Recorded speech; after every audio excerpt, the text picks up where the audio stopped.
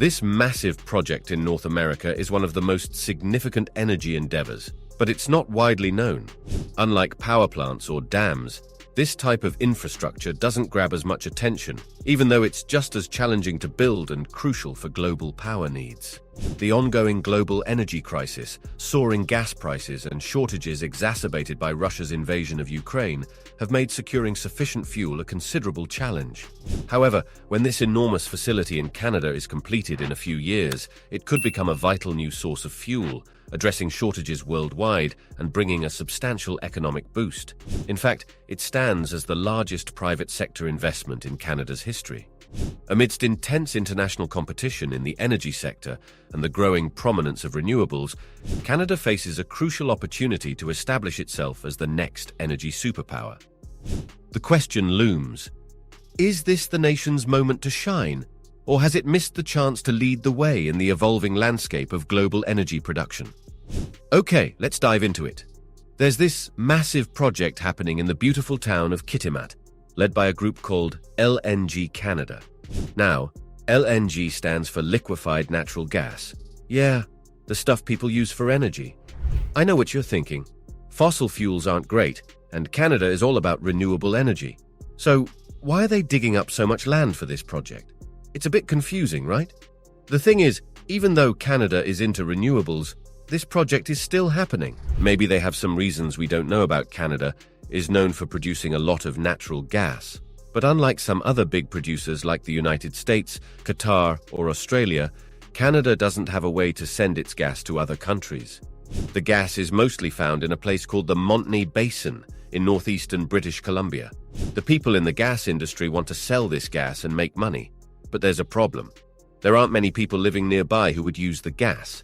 So, Canada is working on building its first LNG, liquefied natural gas project, and it's going to cost more than 40 billion Canadian dollars.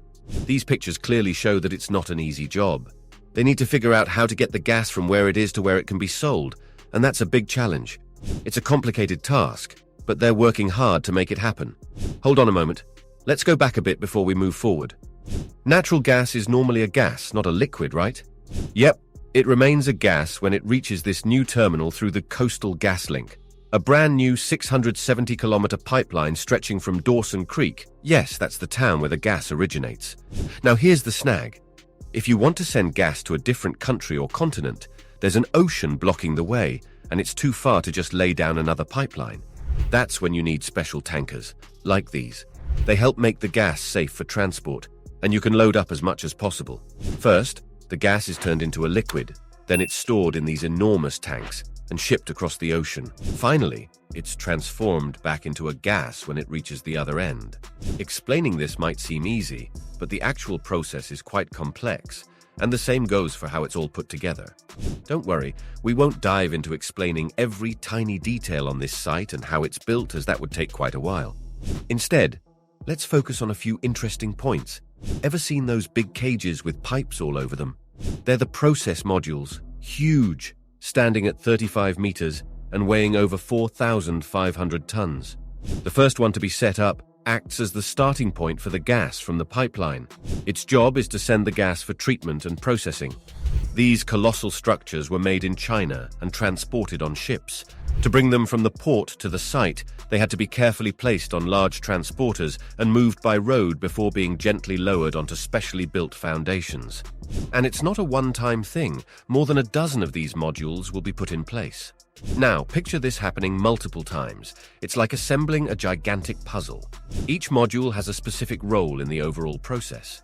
As these massive pieces are brought in, the intricate dance of construction begins, orchestrated to ensure everything fits just right. Now let's talk about the absorber column. This giant structure plays a crucial role in getting rid of carbon dioxide from the gas before turning it into a liquid. Imagine something really heavy. It weighs more than 800 tons and stretches out to a length of 54 meters. At the site where all this happens, it stands out as the largest single piece of equipment. Installing it is no small feat. It takes several hours and not one, not two, but 3 cranes. But the real showstopper, when you look down from above, is the enormous tank that holds the gas before it goes onto those ships. Picture this. It's a whopping 52 meters tall and has a diameter of 92 meters. This colossal container is a big deal. It's one of the largest of its kind globally. The tank even has a domed roof, and getting it into position was no easy task. It had to be lifted very slowly using fans, which pressurized the tank and raised the roof over a span of 3 hours. Once it was up there, welders did their thing to secure it in place, and the air pressure inside could finally go back to normal.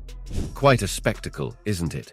With more than 70% of the construction work completed, the terminal is on track to start operating in the middle of this decade. The main destination for the gas produced here is Asia, as it is the closest continent to Canada's west coast. In many Asian countries, there is a heavy reliance on imported gas, and some are still heavily dependent on coal, which is considered the most harmful fossil fuel. While natural gas is also a fossil fuel, it is considered less environmentally damaging than coal, making it a somewhat cleaner energy option. Despite the potential benefits of natural gas, there are doubts about its ability to persuade countries like China to transition away from coal. China, a significant importer of liquefied natural gas, LNG, continues to build coal plants. Although some LNG may be used in China for various purposes, including domestic consumption and industrial activities, the affordability of coal compared to LNG raises questions about the real potential for a complete shift away from coal in the near future. Europe has been facing a challenge in securing enough gas due to Russia's actions in Ukraine. This energy crisis has global repercussions, potentially leading to a recession. Shell, a major player in the LNG Canada project, reports a 60% increase in LNG imports to Europe in 2022. While this might seem like good news for Europeans, there are complexities to consider. One issue is the geographical location of the LNG Canada project. It's positioned in the opposite direction to Asia, making the transportation of gas to Europe a lengthy process. Moreover, Europe, despite its current need for more gas, is committed to reducing its reliance on fossil fuels. The timing of the project poses a significant challenge. By the time it becomes operational, many countries may have already shifted to cleaner energy alternatives, potentially reducing the overall demand for natural gas. Additionally, Canada will be entering a competitive market where other nations have been involved in LNG production for years. Another concern is the escalating costs associated with the LNG terminal and the pipeline.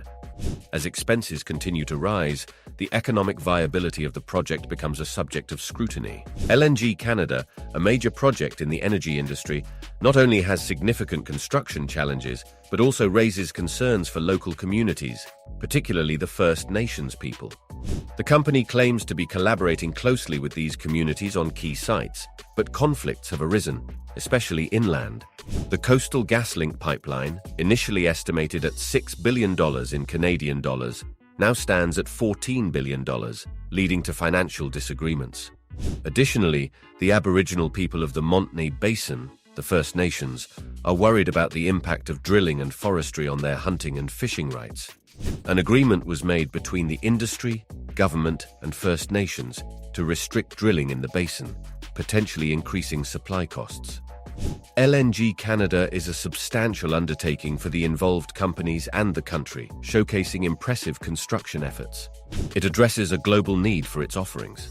However, like many large projects, the ultimate worth, both in financial terms and environmental impact, remains uncertain. The project's success is a bit of a gamble, and its outcomes will likely have far-reaching implications. Despite the undeniable construction feats and the project's apparent necessity in the current global scenario, the true costs and benefits are still in question. As with any mega-project, weighing financial and environmental aspects will determine its overall impact. For more videos of construction updates and insights, don't forget to subscribe to our channel for more.